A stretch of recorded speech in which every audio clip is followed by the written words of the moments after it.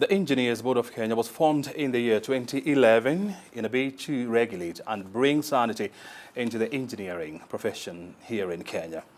10 years down the line, what has the board achieved? This week on Inside Government, we're talking to the Registrar of EBK, Engineer Margaret Ogai, on the achievement of the board and the way forward when it comes to bringing some sanity into the industry. Thank you very much indeed for finding time to be with us, Engineer.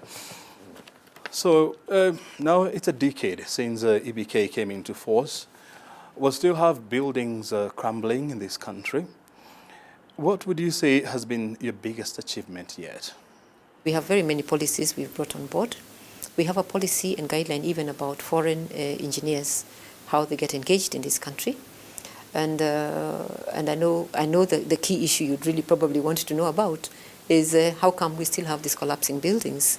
And I would like to say that this is a multi-agency approach in terms of regulation. Mm-hmm. So specifically EBK registers the engineering practice, which starts from the time you do a design all the way to the time you do construction supervision. So the professional who's engaged or needs to be engaged on that project needs to be a professional engineer. But as you're saying, we're trying to bring a bit of the regulations have been fast putting the systems in place in the first 10 years. But going forward, we expect that we are going to collaborate with the National Construction Authority, with the Registration Board for Architects and Quantity Surveyors, because what we find is that this practice involves architects, engineers, quantity surveyors, and contractors. And there are some operational gaps. Yes, we have very good, efficient acts, all of us. But what we find is an exchanging of information so that we know exactly the team that is delivering on a project has not been very clear.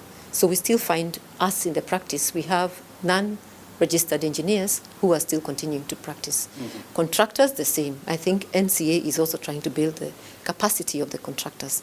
They still have contractors who are not following the rules, leading to that collapse. Mm-hmm. So one of the things we are doing, and I'm quite proud about, is that we have come up with an MOU, and we're hoping to sign it very soon, so that the three bodies, together with NEMA and many others, including the county governments, we have these processes of approval streamlined, and we are able to exchange information, and finally we can guarantee public safety for the buildings that I believe they will then be safeguarded from falling. And I think that's basically where we are facing. So those are some of the achievements that we have made as a board. Mm-hmm. You see, when you look at the last 6 or 7 months, I mean, you've heard about 4 buildings, that have come crumbling. Unfortunately, some people have lost their lives and some others have been maimed. When you go through all those buildings, the integrity issues that have been raised, but what would you say has been the common denominator? The common denominator happens to be the professional who is involved in that work. And we find that a number of developers have been engaging professional engineers, professional architects up to the stage of approval, because there are 2 stages. You get approval from the county government through the planning departments, and then the next stage is that you deliver the project as per the drawings. Mm-hmm. So at this stage, most of the developers we found are taking shortcuts, and I think they talk about the cost of engaging these professionals.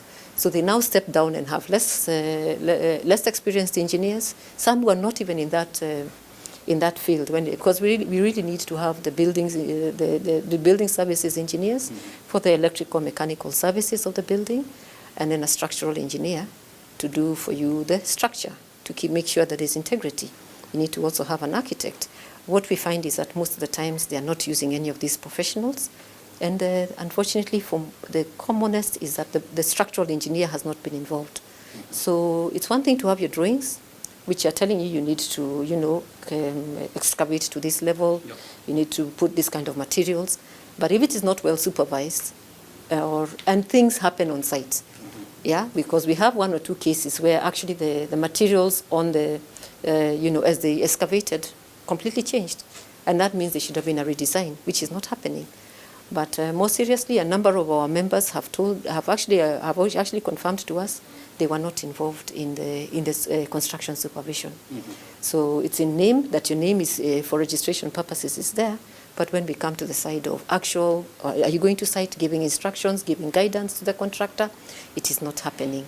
So I think there's a failure on very many, let me say this, I think all of us, there are gaps, there are operational gaps. We have realized this is not, this is a big loss to the economy.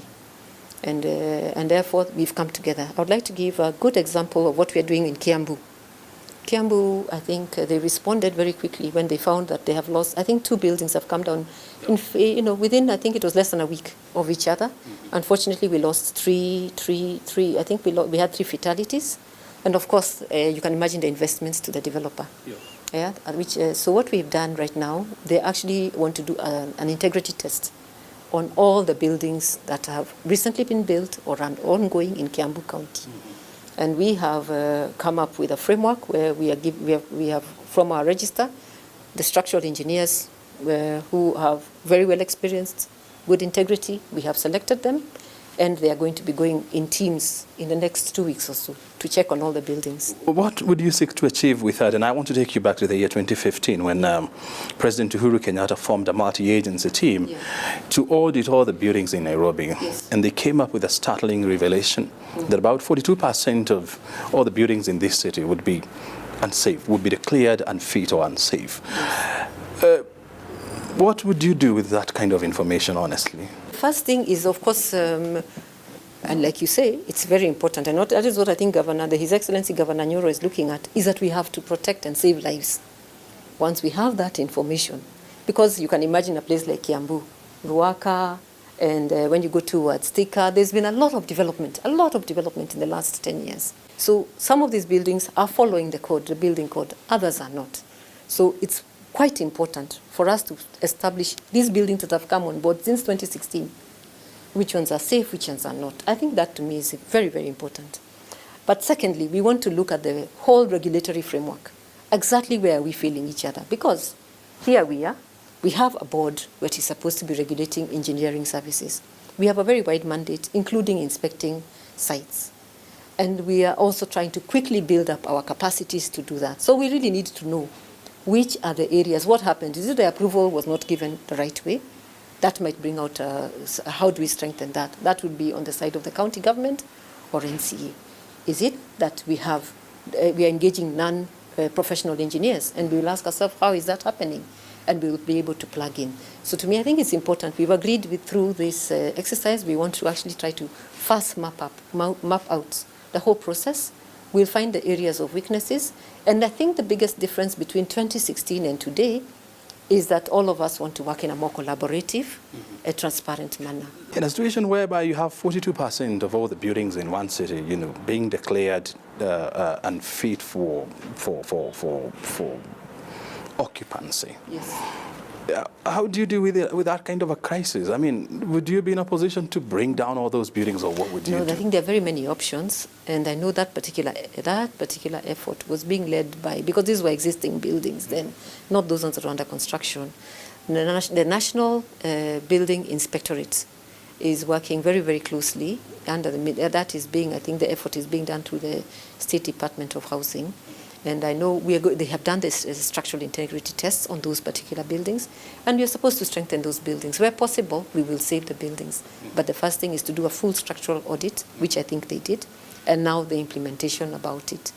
Plus, I think there's some other policy guidelines and practice notes that we need to bring on board, because there's also maintenance.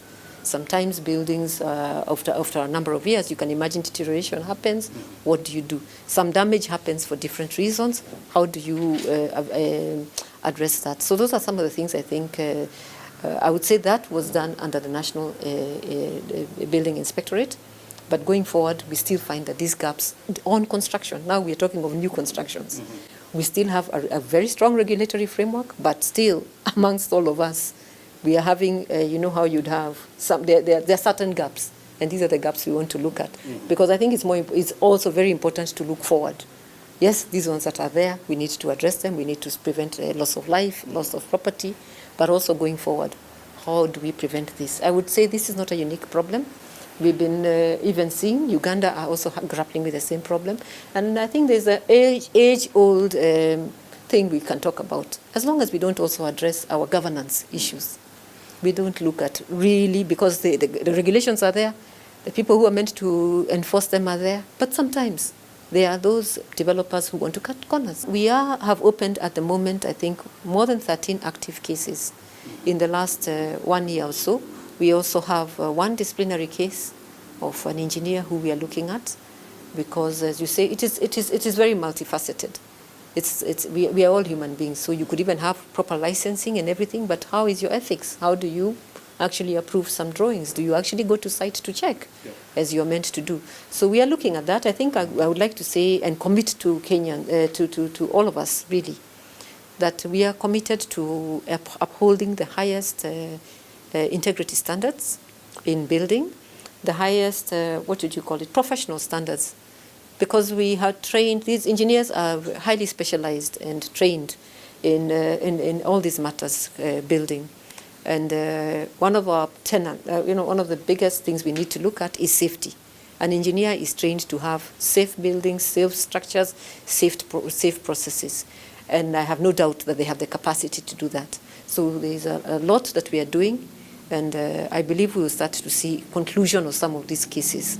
And yes, really to say, it is very, very, what would you call it? It is very sad. It's very sad to lose anybody. It's very sad for an investor to lose his money when you have people who are trained to be able to give you the best advice. I think it's the same thing if you went to the medical field. Mm-hmm. When you're not well, you expect to get some certain level of treatment from the doctors, and they have also taken an oath. But realities do happen, and we know there are cases of possibly misconduct. But more than talking about misconduct, because in my own view, that is not the biggest issue. We should do the right thing. We have laws about criminal activities, but you and me should do the right thing before we have to rely on police. That's our second. So to me, even NCA policing us is the second line of defense. But you have professionals who are engaged or should be engaged in a contract. And once they're engaged, I can assure you, you would have most of these things not falling apart. Look at authorities.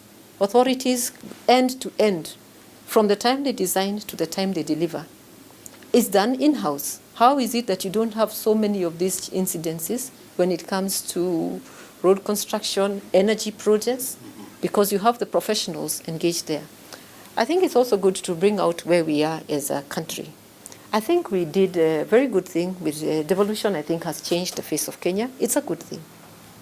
But I think also the technical expertise, we actually did not move it away from Nairobi. We are all concentrated here. In fact, we want to go for field visits from Nairobi to go and supervise and inspect work there. We find within the counties, they probably have not also built that technical capability. What we are assuring Kenyans and everybody is that we are building, we want to partner with the county governments. We want to build technical capacity that is required. And where you don't have it, it is possible to outsource. I mean, one of your mandates is that, when you look at the Act, Section 7, is that you are mandated to enter into a site and see whether the building code is being adhered to. But look, I mean, you were talking about, you have registered about 2,300 engineers in a country of almost 50 million people. And then the question comes, how possible is it for EBK to enforce those regulations? Is it possible? We have the capacity because an engineer doesn't work alone. Usually we work with clerk of works, that is a technician and technologist level for whether it is materials testing. When the clerk of works is the one who's there day to day, very sensitive operations, they are in touch with the engineer to come. So engineers come intermittently and are able to check and advise both the client and the contractor if anything needs to change. I think we have one of the, in fact, when you look at you're talking of 2,500, but actually one of our strongest disciplines that has done very well in terms of registration is the structural engineers discipline. We have a big number of them.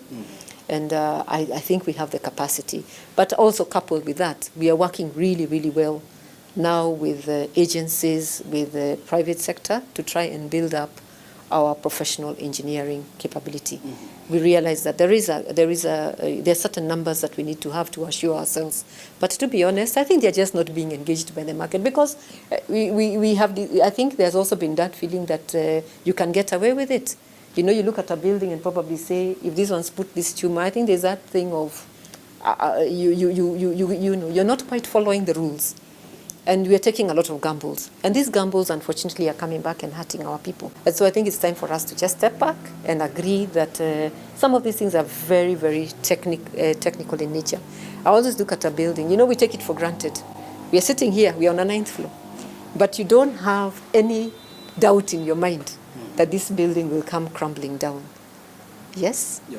So we want to have that being the standard, not the exception. When even before EBK came into force, I mean, there was a Engineers Registration Board, yes, which was the old institution, and so when you combine the history of ERB and now you're talking about EBK, when you look at your capacity, especially in terms of human resource, yeah, where would you say you are now?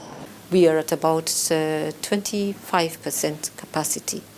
Yes, but so I think we have, as I came on board, one of the things that the board, of course, tasked me is that we need to bring up our compliance and enforcement function to strengthen it very quickly. And that's what I was saying. The way we are going about it is through partnerships and collaboration, because where we don't have to duplicate, we are not going to duplicate. That's one. Two, as I said, we want to bring on accredited checkers.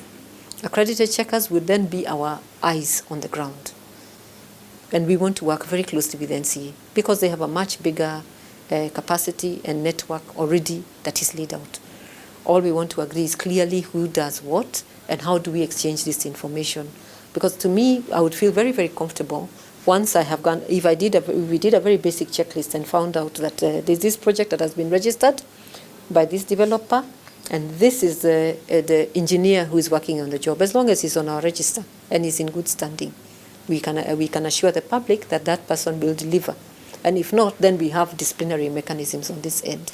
So I believe if we go that way, that one, we're asking members of public, please, I know we always have this feeling that engaging a professional engineer is expensive. When you look at his false savings, you don't get an engineer, tomorrow you have a problem, maybe you have a building that comes down, 14, 20 million. That cannot even be a tenth. I think the engineers' rates cannot be even a tenth of that. So I think you try to save, but on the other hand, you can see what we are losing. It can be catastrophic. Do you agree with Kenyan that the engineering profession in Kenya is expensive? They're not expensive because of what you're trying to get at the end. You want an effective building, which will be safe for you.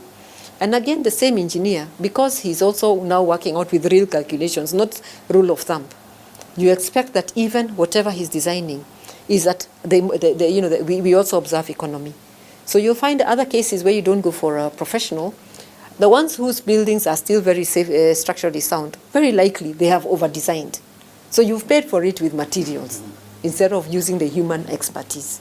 So to me, I think I still feel that our engineers are highly trained. Let's give them the job. They will find efficiency. Let us also build, as you say, again, maybe let me also admit one thing, because we don't live in an ideal world. The reality is the construction industry is still at a very nascent stage. We need to support our professionals who are architects and engineers. Let's engage them. We also need to develop and support our contracting capacity. I think it's also, and that is what NCA is working toward. Because without all these different arms working together efficiently, the cost of construction will be expensive, in my view, and it will seem to be expensive. But I think compliance is never cheap. And you might look at it from a construction. But let's look at everything that we do in life. We have to comply with taxation.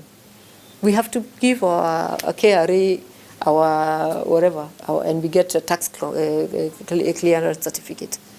That we are looking at about 30% is what we are taxed. But what do we get instead? What do we get out of that? I think to me, I've always looked at things as the cost benefit.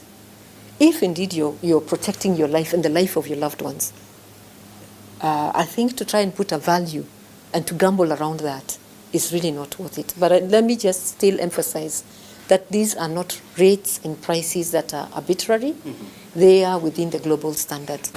In 2019, for the first time, we developed, the code of conduct and ethics for engineers. Yes. What is this supposed to achieve? Professionalism in the industry. I think engineers, like any other a profession, first of all, is like a service. It is a vocation. It goes beyond money making, because you have such the client you're dealing with might not actually even understand your drawings, your approach, but you're being a faithful servant to this. You're trying to always represent his best interests. In fact, that's why you find we divide the construction side. Contracting is different from the professionals, architects and engineers, because us, we represent the client's interest to the maximum. Then he contracts somebody to build this idea that was in your head after you got the brief from the client. So I think all it does, this code of ethics, is just to re-emphasize to each of us to keep to the highest levels of professionalism, which means you have your objective, which means you follow the general principles of professionalism. Do you think it will help deal with the issues of illegalities in the business? We have a very strong institutions, the Institution of Engineers of Kenya. We also have the Association of Consulting Engineers. So there's a bit of self-regulation that comes out of that. There is exchange, there is peers, how you're well placed amongst peers. And to me, anything that you do that is either cutting corners or things like, they come out to light eventually. If we find, for instance, that there is this, whenever this engineer is involved in this building, it either leads to a collapse or it leads to excessive costs or variations that we all can't explain. Mm-hmm. I think these are the things that we are able to then pick up and call the engineer for a discussion and see whether we need to also refresh these individuals. But I think it's always good to say that a lot of times you choose a profession like a vocation, and you're here to serve humanity. So with the best that you can, I think, like you are doing yourself. Yeah. So I would just want to say in the guys the people, let me put it properly, the engineers who are on the engineers in the Engineers Board of Kenya Register, those are the good guys. And in Kenya, you have a situation whereby out of 100, only 7 engineers are women. What would you plan to do, in a bit to balance the scale? It's a big worry, because when you design infrastructure programs, they are meant to be inclusive for everybody in society. So we really need to have the other perspective of even the woman. This statistic of 7, it's about 7%, as you've put it, is worrying. We have many programs that we have lined up for the women. And let me start by saying it starts from the supply, right from the pipeline. Let's look at the pipeline. And I think women traditionally and culturally have not been encouraged to do science subjects. So we are trying to also partner with the Ministry of Education at the high school level to encourage more girls to do STEM programs. We are also partnering very well with the Institution of Engineers of Kenya. They have a chapter for women engineers chapter, which I think is coming up with programs, one, mentoring, supporting each other, bringing out the issues, because they are deep, they are real issues, including how do you balance between going to the field, because engineering involves also a lot of field work, probably leaving your family, and these are the issues at which you find quite a number of women getting very shy to even take up positions of responsibility. Engineering touches the life of everybody, whether it is water supply, transportation, energy. I think it is also good to have the perspective of that one who is also responsible for organizing the home front in terms of what's going to be cooked, what fuel will be used, and transporting your children to school. So I think there would be a lot of impact and to our engineering infrastructure programs if we actually have more women and their perspective coming through. As I think it's just good to conclude that yes, the numbers are very, very worrying, even at leadership. Even at leadership, if you look at the engineers who are at, I think, band 1, which I would call now the CEO level, band 2, they're still worrying statistics. As we wind up, in the interest of time, where do you see yourself in the next 5 years as a board? We want to assure the public of a competent engineering practice and professional. So in the next 5 years, we expect to have reduced, this imbalance of graduate to professional engineers. That is one of our strategic intent and objectives. In the next 5 years, we are hoping to actually register and have 10,000 professional engineers in our role, and we have put in very many programs. So you want to triple the number? We are going to triple the number. This year we are doing 500. We are doing 300. Sorry, I would like to take that back. We had initially said 500, but due to actually looking at our resource base, we reduced to 300. But we are hoping to keep doubling over the next. So the next year we are talking about 1,000 and like that, so that we'll clear this number and have about 10,000 on our roll.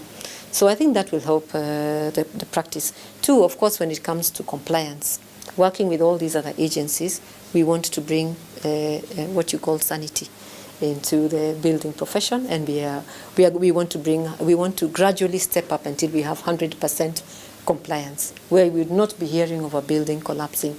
To me, these are all very, very possible.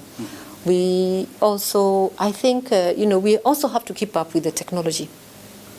There's a lot of rapid technological changes that are happening, and we don't want our practice to become obsolete.